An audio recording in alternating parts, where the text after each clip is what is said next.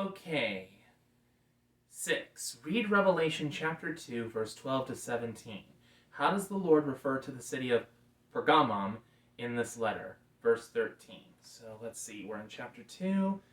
He says chapter 12 to 17. Right here. All right. To the angel of the church of Pergamum, write, "These are the words of him who has the sharp, double-edged sword. I know where you live, where Satan has his throne, yet you remain true to my name. You did not renounce your faith in me, not even in the days of Antipas, my faithful witness, who was put to death in your city where Satan lives.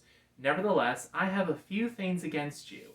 There are some among you who hold to the teaching of Balaam, who taught Balak to entice the Israelites to sin, so that they ate food sacrificed to idols and committed sexual immorality.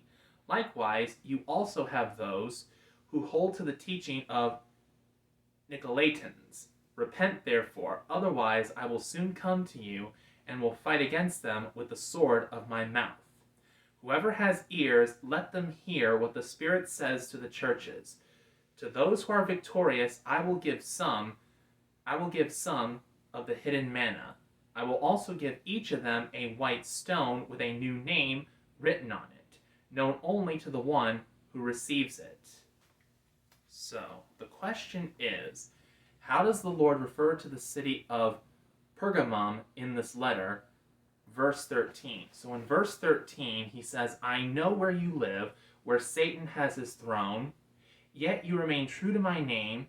You did not renounce your faith in me, not even in the days of Antipas, my faithful witness, who was put to death in your city where Satan lives." So in verse 13, Jesus is pretty much saying that the church in Pergamum, they live in a place where Satan seems to have the most influence over the authorities of that location, whether if it's Jewish leaders in the synagogue or even the officials of the Roman government, whoever it is who have persecuted the Christians, the believers in Jesus in that region. And even though they had been given a lot of reasons to renounce their faith, especially for safety reasons, they still refuse. Their faith in Jesus means a whole lot more to them than, their status in the city or their safety, even though they should take their safety into consideration.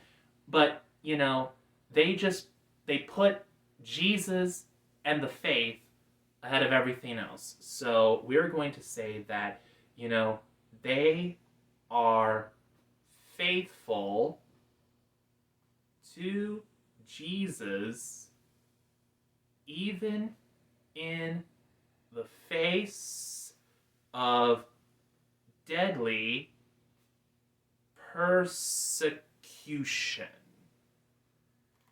And that's what Jesus pretty much says to them in verse 13 of chapter 2 of Revelation.